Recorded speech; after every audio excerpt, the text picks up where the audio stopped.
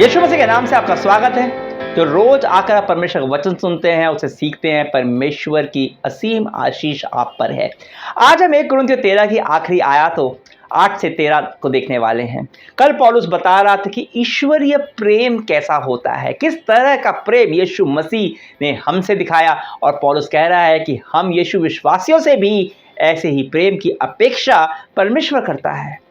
वह कुरिन्थियों की मंडली से पूछ रहा है कि तुम इस प्रेम के क्षेत्र में कैसा कर रहे हो।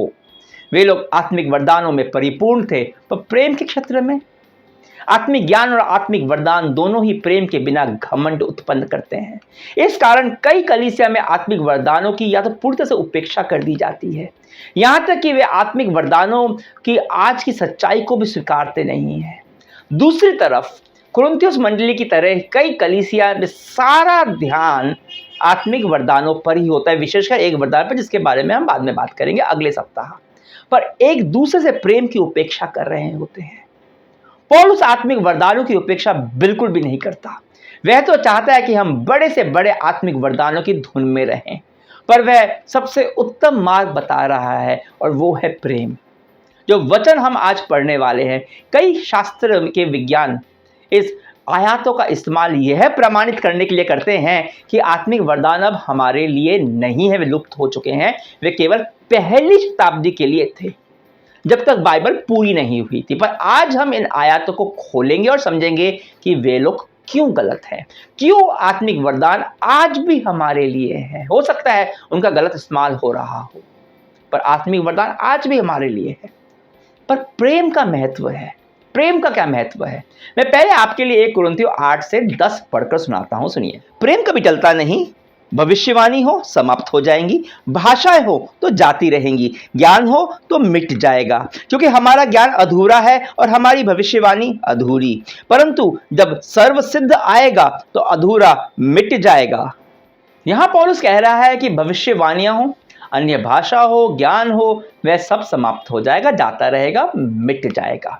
पौलुस जाहिर है आत्मिक वरदानों की ही बात कर रहा है। एक दिन ये सब टल जाएगा, पर प्रेम है जो कभी भी नहीं टलेगा। क्या ऐसा होगा? हाँ, बिल्कुल होगा, लिखा हुआ है। पर प्रश्न यह है कब होगा, ऐसा कब होगा? जो लोग यह मानते हैं कि आत्मिक वरदान पहली शताब्दी के बाद और नहीं रहे, टल गए हैं, मतलब समाप्त हो गए हैं, अंग्रेजी में उन्हें सेसेशनिस्ट कहा जाता है। अंग्रेजी में रुक जाने का या समाप्त हो जाने का, लुप्त हो जाने को सीज कहते हैं, और सीज से आया सेसेशनिस्ट, जो यह मानते हैं कि आत्मिक वरदान समाप्त हो चुके या सीज हो चुके हैं। वे लोग 9 और 10 आयत का हवाला देते हैं, जहां लिखा हुआ है, 9 आयत में लिखा है कि हमारा ज्ञान अधूरा है और भविष्यवाणी अधूरी है। 10 आयत में जब सर्वसिद्ध आएगा तो अधूरा मिट जाएगा।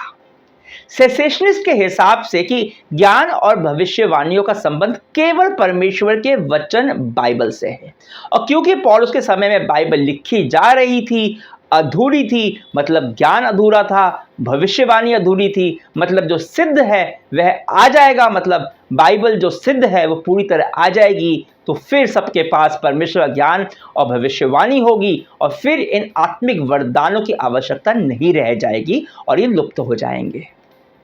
यह थी उनकी व्याख्या सेसेशनिस्ट की। पर क्या सच में पौलुस यही कहना चाह रहा है? क्या सच में सर्वसिद्ध से पौलुस का मतलब बाइबल था?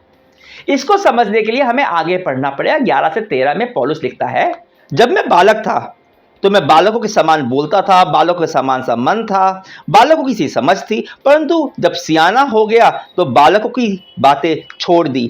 अभी हमें दर्पण में धुंधला सा दिखाई देता है, परंतु उस समय आमने सामने देखेंगे। इस समय मेरा ज्ञान अधूरा है, परंतु उस समय ऐसी पूरी रीति से पहचानूंगा जैसे मैं पहचाना गया हूं। पर अब विश्वास, आशा, प्रेम, ये तीनों स्थायी हैं, पर इनमें सबसे बड़ा प्रेम है। पौलुस कहता है, जब मैं बालक था तो मन बालकों का था, सब समझ भी बालकों की थी। अब अगर हमें कुछ बालकों को समझाना पड़ता है, जो छोटे बच्चे होते हैं उनको समझाना होता है, तो उन्हें वैसे तो नहीं समझाते जैसे सियानों को बड़ों को समझाएंगे। उनको समझाने का तरीका अलग होता है। पर जब बालक बड़ा हो जाता है, सियाना हो जाता है, तब थोड़े ना उसे बालकों के तरीके की जरूरत पड़ती है। मतलब क्या है? आत्मिक रूप से अभी हम बालक हैं, हम सब कोई, क्या कोई है जो कह सकता है कि मेरी आत्मिक समझ सिद्ध हो गई है? हम में से कोई भी नहीं कह सकता, चाहे वो कितना भी बड़ा बाइबल का ज्ञाता क्यों ना हो। अगर ऐसा होता तो हम सब आत्मिक बातों को लेकर हमारे बीच में कोई मतभेद नहीं होता। आज भी कई आत्मिक प्रश्न हैं जिनके जिनके उत्तर हमारे पास नहीं है, बाइबल स्पष्ट रूप से नहीं बताता। तो पौलुस कह रहा है जैसे शारीरिक बालपन खत्म होता है, ऐसे एक समय आएगा जब आत्मिक बालपन भी खत्म हो जाएगा और तब हमें सब और अधिक साफ समझ में आने लगेगा। आज तो नहीं आता, और जब तक नहीं आ रहा है तब तक आत्मिक वरदान हैं। पौलुस आगे 12 आयत में कह रहा है, अभी हमें दर्पण में धुंधला सा दिखाई देता है, परंतु उस समय आमने सामने देखेंगे। इस समय मेरा ज्ञान अधूरा है, परंतु उस समय मेरी पूरी रीति से पहचानूंगा जैसे मैं पहचाना गया हूं। यहां पौलुस बात कर रहा है इस समय की, अभी की और उस समय की। इस समय और उस समय। अभी जब हमें दर्पण में धुंधला सा दिखाई देता है, क्या हम परमेश्वर को पूरी तरह से जानते हैं, समझते हैं? क्या हम परमेश्वर की बातों को पूरी तरह से समझते हैं और पहचानते हैं जैसे कि उसको हम सामने देख रहे हो? पौलुस कहता है इस समय मतलब अभी मेरा ज्ञान अधूरा है। सोचिए, पौलुस कह रहा है कि उसका ज्ञान अधूरा है, पौलुस, परंतु उस समय ऐसी पूरी रीति से पहचानूंगा जैसे मैं पहचाना गया हूं। जैसे मैं पहचाना गया हूं। किसके द्वारा? परमेश्वर के द्वारा। परमेश्वर के द्वारा। परमेश्वर ही है जो आपको और मुझे पूरी तरह से पहचानता है।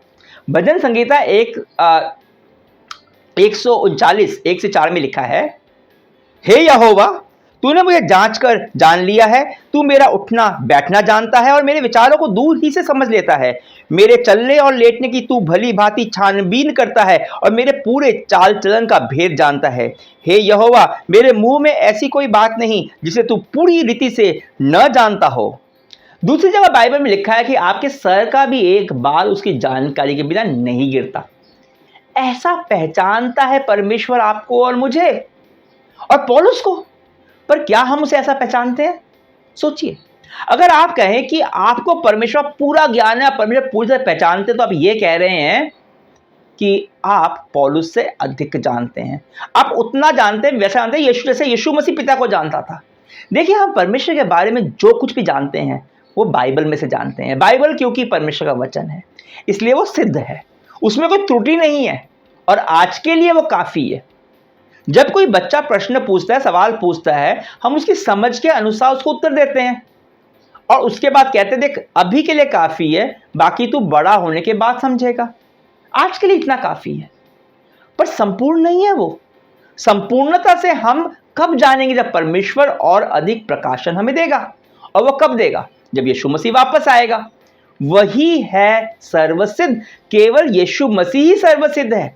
जब यीशु मसीह वापस आएगा तो उसके बाद हमें धुंधला नहीं, साफ साफ देख पाएंगे। हम परमेश्वर कैसे पहचानेंगे? जैसे वो हमें पहचानता है आमने सामने।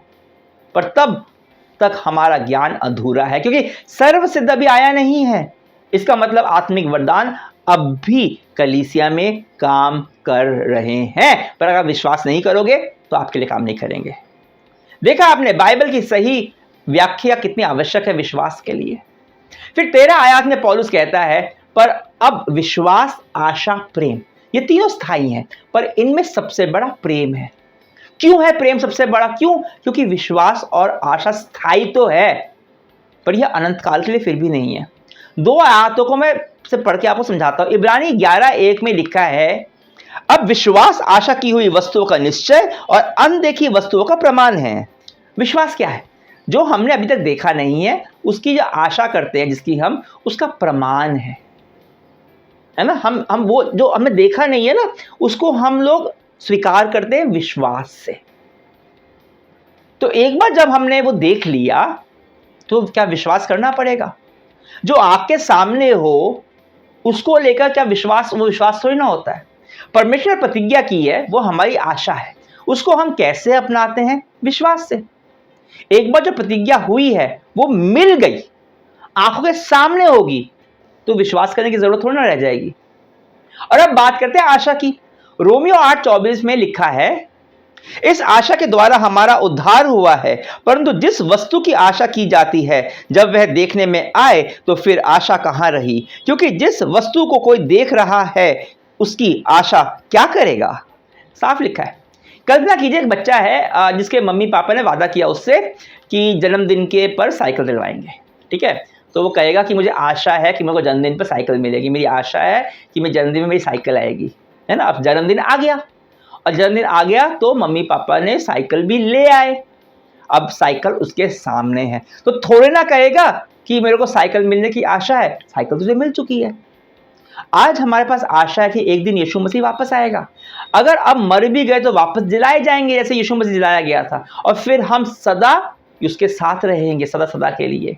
इस आशा पर हमें विश्वास है, क्योंकि इसी के लिए परमेश्वर ने यीशु मसीह को भेजा। वह क्रूस पर मरा और वापस से जी उठा।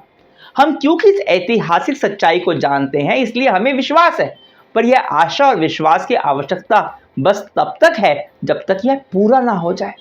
जिस दिन यह पूरा हो गया, सर्वसिद्ध जो है यीशु जब वापस आएगा तो हम सब देख लेंगे, और तब परमेश्वर को वैसे पहचान लेंगे जैसे वो हमें पहचानता है, आमने सामने। तब सब टल जाएगा, विश्वास और आशा भी, पर प्रेम वो अनंत तक रहेगा, क्योंकि प्रेम ही परमेश्वर है, परमेश्वर ही प्रेम है। प्रेम सबसे उत्तम मार्ग है। अगर आज इस संदेश में आपको आशीष मिली तो कमेंट्स में मुझे बताइए। आपके कमेंट्स में मुझे आशीष मिलती है और प्रोत्साहन भी मिलता है। वीडियो को लाइक और शेयर जरूर कीजिए, ऐसा आप मेरी सेवा में भागीदार बन सकते हैं। अगर आपके कोई प्रश्न है, सवाल है बाइबल को लेकर, आपके विश्वास को लेकर, आप व्यक्तिगत रूप से मुझसे पूछना चाहते हैं, तो यह है रहा मेरा व्हाट्सएप नंबर, मैसेज कर सकते हैं। यह नंबर मैंने कमेंट्स में भी पिन कर दिया है। तो अगले सप्ताह मिलेंगे 1 कुरिन्थियों 14 में। परमेश्वर का प्रेम, यीशु मसीह का अनुग्रह और पवित्र आत्मा की संगति आपके साथ बनी रहे, तब तक जब तक सर्वसिद्ध यीशु मसीह वापस ना आ जाए। आमीन।